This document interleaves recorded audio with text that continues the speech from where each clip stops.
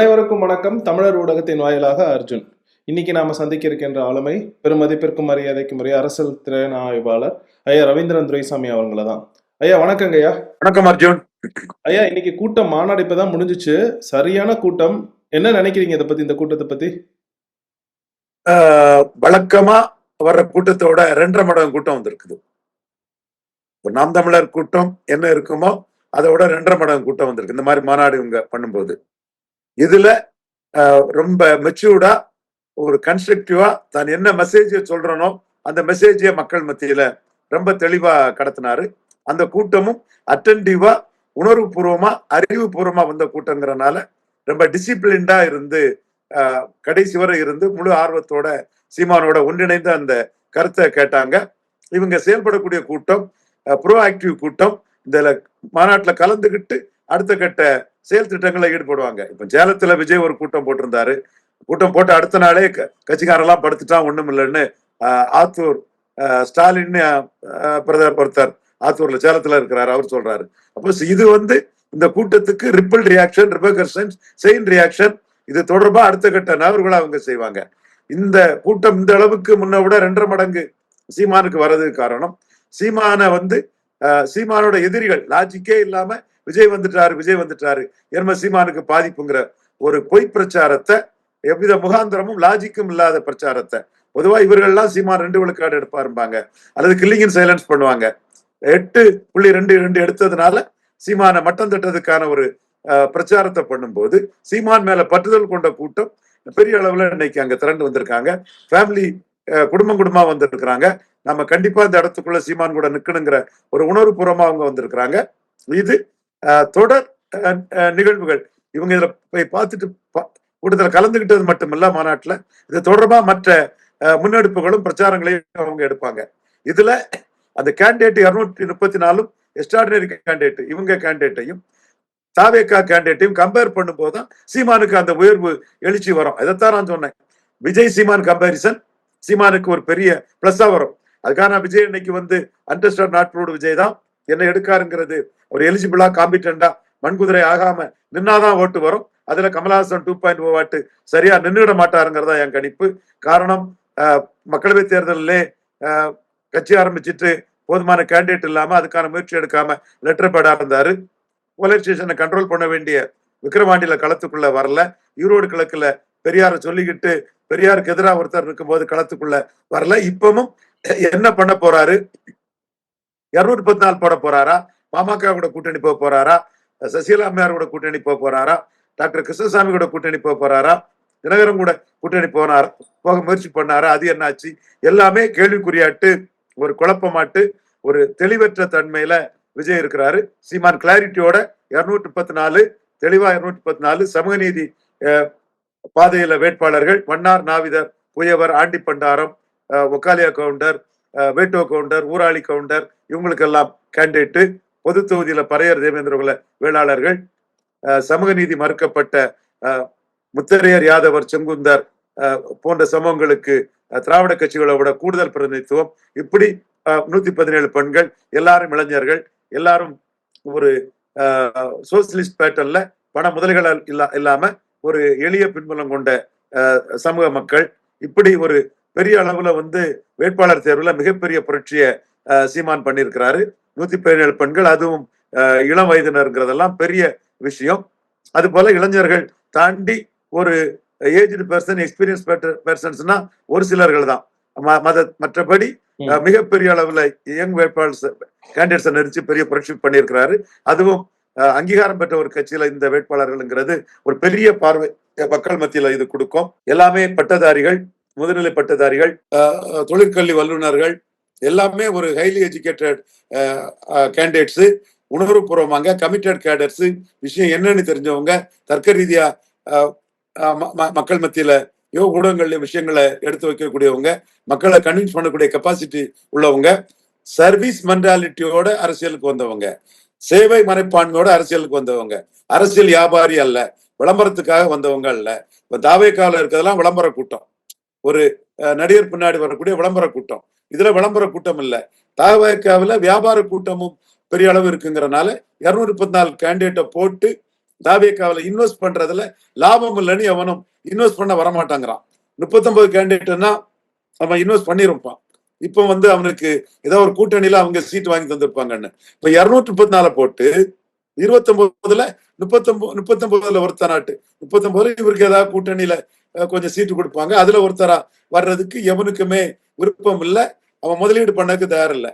அதனால சும்மா கிளாமரா ஃபார்மை வாங்கிட்டு போனா ஃபில்அப் பண்ணி பணம் கட்டிய டிக்கெட் கேட்கறதுக்கே தயார் இல்லை. சோ இந்த கான்ட்ராக்ட் சீமான் தெளிவான அரசியல் கொள்கையை கொண்டவர், உறுதியான நிலைப்பாடு கொண்டவர். விஜய் பல நிறம் மாறின பச்சோந்தி, ராகுலை பார்த்தவர், மோடியை பார்த்தவர், தமிழ் தேசியம் பண்ணாரு, திராவிடம் பண்ணாரு, ராகுல் காந்திக்கு பின்னாடி போய் நிற்கிறாரு, ராஜ்யசபாக்கா ராகுல் காந்திட்ட போனவருன்னு பல நிறம் மாறின ஒரு தன்மை கொண்ட ஒரு சந்தர்ப்பவாத பாப்புலாரிட்டி என்கேஜ் பண்ணக்கூடிய ஒரு தலைவர். சீமான் பிரபாகரன தமிழின தலைவராக நிறுவி தமிழர் ஆட்சியை நிறுவனம்னு சொல்லக்கூடிய ஒரு லட்சியம் கொண்ட ஒரு தலைவர். இந்த டிஃபரன்ஸ் கிடைக்குது. விஜய் கூட இருக்கிறவங்க சந்தர்ப்பவாத கூட்டம், வியாபார கூட்டம். சீமான் கூட இருக்கிறவங்க கொள்கை தெளிவு உள்ள ஒரு உறுதியான லட்சிய நிலைப்பாடு உள்ள கூட்டம். இந்த கம்பேரிசன் தான்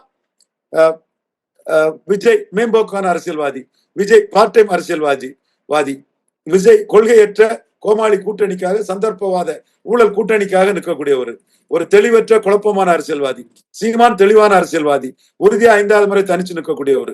இதெல்லாம் இந்த கம்பாரிசன், விஜய் சீமான் கம்பாரிசன் சீமானுக்கு பிளஸ்ஸா வரும். கமலஹாசன் சீமான் கம்பாரிசன் பிளஸ்ஸா வந்த மாதிரி இருக்குன்னு சொன்னேன். அது இன்னைக்கு நான் சொன்ன சரிங்கிறத நிரூபிச்சு காட்டக்கூடிய அளவுக்கு அது ஒரு கட்டுப்பாடற்ற ஒரு தற்கொலைத்தனமான கூட்டம். இது கட்டுப்பாடான ஒழுங்கான கூட்டம். சீமானே சொன்னாரு, போட்ட நாற்காலியை தாண்டி வெளியே பல்லாயிரக்கணக்கான மக்கள் வந்திருந்தாங்க, மிகப்பெரிய கூட்டம், தானே இந்த அளவு கூட்டத்தை எதிர்பார்க்கலாங்கிற கருத்தை இடையில பிரேக் ஆச்சுல நம்ம பேட்டி, அந்த டைம்ல பேசும்போது அவரே சொன்னாரு, ரொம்ப ஹாப்பியா இருக்கிறாரு, மிகப்பெரிய வெற்றி. சினிமா ஹீரோவுக்கு தான் கூட்டம் வருமா, கொள்கைக்காகவும் லட்சியத்துக்காகவும் கூட்டம் வருங்கிறதுல அவரு மிக மகிழ்ச்சியோடு என்கிட்ட அதை பகிர்ந்துகிட்டார். ஐயா, இதுல ரொம்ப முக்கியமான ஒரு விஷயம் என்னன்னா, அண்ணன் பேசுறப்ப திமுக அதிமுக ரெண்டுத்தையும் ஒரே தட்டுல வச்சு அடிச்சாங்களே தவிர அவங்க விஜய் அவர்களோட கட்சி பேரே குறிப்பிடல. இதுதான் தேர்தலையும் எதிரொலிக்குமா? அவங்க விஜய் கட்சியை விமர்சிக்காம திமுக அதிமுக அப்படின்ற அந்த 2 பேரையும் மட்டும் விமர்சிப்பாங்கன்னு நீங்க நினைக்கிறீங்கன்னா? ஏன்னா அது 3வது கட்சி அது இல்ல தாவேக்கா இல்ல, தாவேக்கா களத்துக்குள்ள வரல, கண்டெஸ்ட் பண்ணல, பலத்தை நிரூபிக்கல. அதனால அதை விமர்சிக்க வேண்டிய அவசியம் இல்லை. ஆனா அதையும் விமர்சிக்கிறதுல ஒரு பொலிட்டிக்கல் கெயின் இருக்குது. இப்போ திமுக எதிர்ப்பு ஓட்டுகள் நாம் தமிழருக்கு வரும், அதான் டார்கெட். எடப்பாடி பழனிசாமி லீடர்ஷிப் சீமாங்கிட்ட பலகீனம் அடைஞ்சிட்டு இருக்குது. எடப்பாடி பழனிசாமி காஸ்ட் நியூட்ரல் ஜெயலலிதா லீடர்ஷிப்ல இருந்து எடப்பாடி கிட்ட வரும்போது பாதிக்கும் கீழே அந்த கட்சி ஓட்டு போயிட்டு, இப்பவும் பிஜேபி கிட்ட மக்களவையில முரண்பட்டுக்கிட்டு சட்டசபையில சேர்ந்துக்கிறதுல அவரை சார்ந்தவங்களை இது என்னையா இவரு பாராளுமன்றத்துல ஒண்ணு பேசினாரு, தேவையில்லாத சட்டமன்றத்துல இன்னொன்னு எடுத்திருக்காருன்னு அவருக்கு ஒரு பலகீனம் இருக்குது. விக்கிரவாண்டி ஈரோடு கிழக்குல நிற்காதல ஒரு பலகீனம் இருக்குது. சோ இதுவும் மற்ற கொள்கைகளையும் சொல்லி எடப்பாடிய பலகீனப்படுத்த முடியும். சீமான் பலகீனப்படுத்தி தான் 8.22க்கு வந்திருக்கிறாரு. ஆளுங்கட்சி எதிர்ப்பு ஓட்டை எடுத்து ஸ்டாலின் இருந்து வெளியேறக்கூடிய ஆளுங்கட்சி எதிர்ப்பு ஓட்டை எடுத்துதான் 3.8ல இருந்து 8.22க்கு வந்தாரு. அதே கான்செப்ட்ல இப்பவும் ஸ்டாலின் இருந்து வரக்கூடிய ஆளுங்கட்சி எதிர்ப்பு வாக்குகளை, ஆன்டி எஸ்டாப்ளிஷ்மெண்ட் ஓட்ஸை சீமானும் ஒரு பகுதி எடுக்கலாம். சோ இந்த இடத்துக்குள்ள கொள்கை ரீதியா இலவசத்துக்காக ஸ்டாலின் நிற்கிறாரு, இலவசத்தை ஏத்து நான் நிற்கிறேன். அது டாஸ்மார்க்கா ஸ்டாலின் நிற்கிறாரு, டாஸ்மார்க்கா ஏத்து நான் நிற்கிறேன். பெரியாருக்காக ஸ்டாலின் நிற்கிறாரு, தமிழ் பெரியவர்களுக்காக பிரபாகரனுக்காக நான் நிற்கிறேன். இப்படி அதை ஒப்பிட்டு பண்ணும்போது எடப்பாடி பலகீனம் அடைவாரு. அங்கேயும் இல்லாம இங்கேயும் இல்லாம எடப்பாடி பலகீனம் அடைவாரு. குறிப்பா அருந்ததியர் இடஒதுக்கீடு விஷயம் ஸ்டாலினுக்கு கன்சால்டேட் பண்ணி கொடுக்கும்.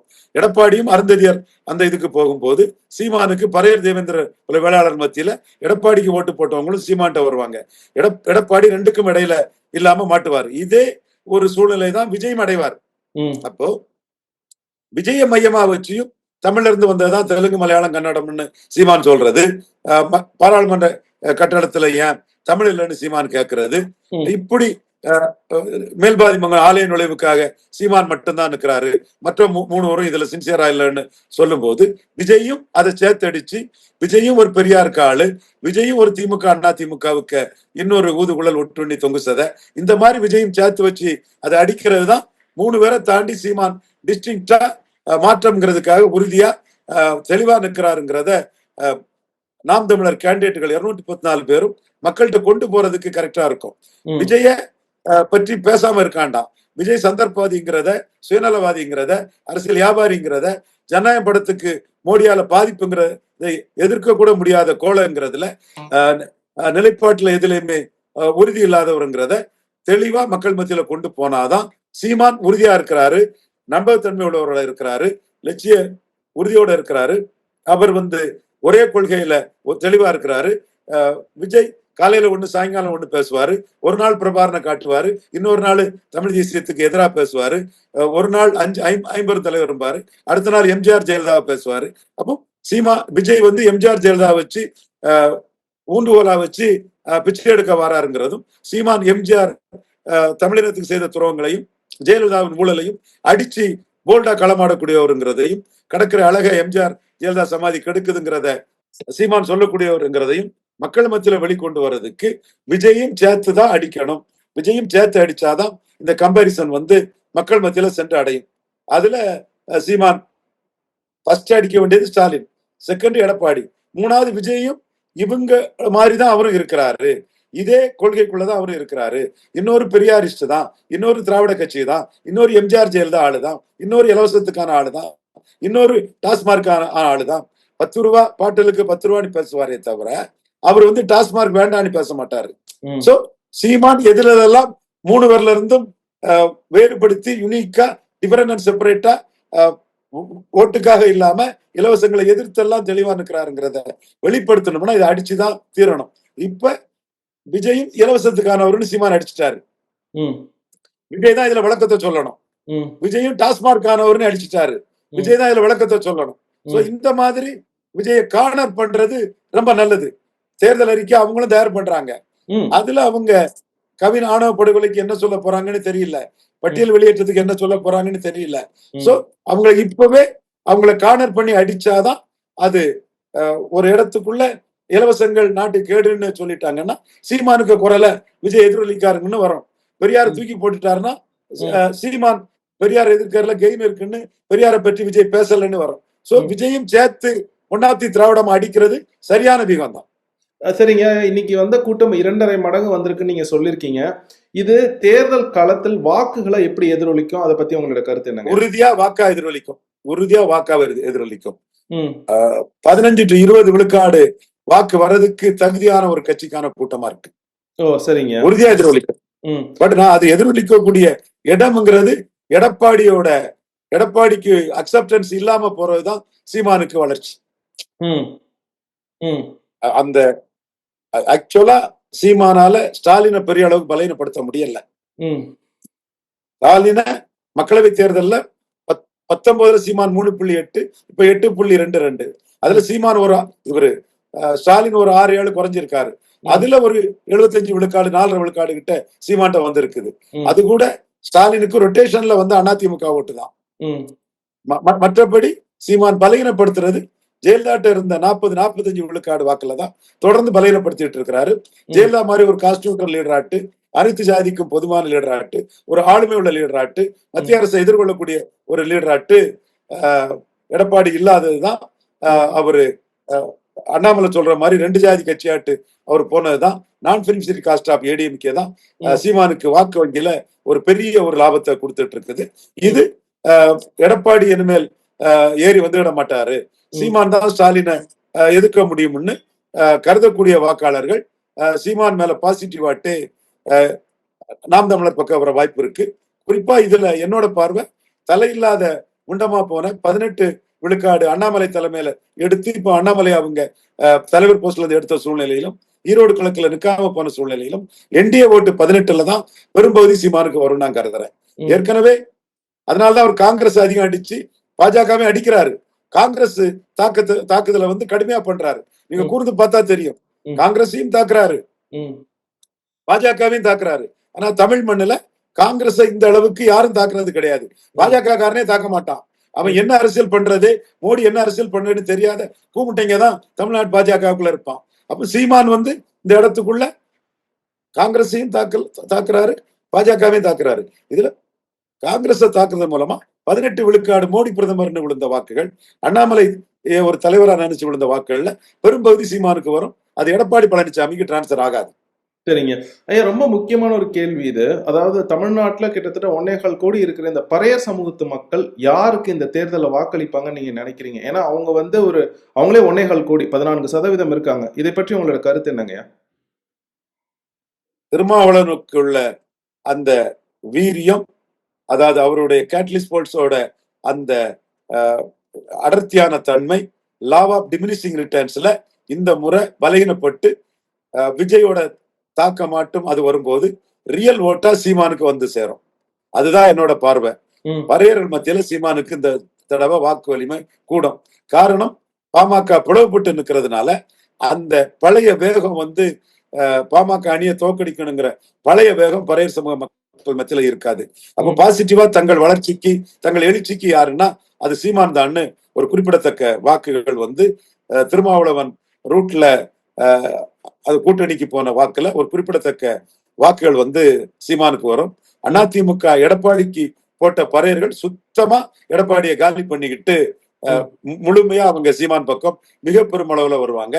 சோ திமுக அதிமுகவுக்கு வாக்களித்த பறையர்கள் வந்து இந்த முறை அதிமுகவுக்கு வாக்களிச்சவங்க சுத்தமா எடப்பாடியை விட்டுக்கிட்டு சீமான் பக்கமும், திமுகவுக்கு வாக்களிச்சவங்களையும் முத ஒரு குறிப்பிடத்தக்க பகுதியும் சீமானுக்கு ஆதரவா வரும்னு நான் உறுதியா நம்புறேன்.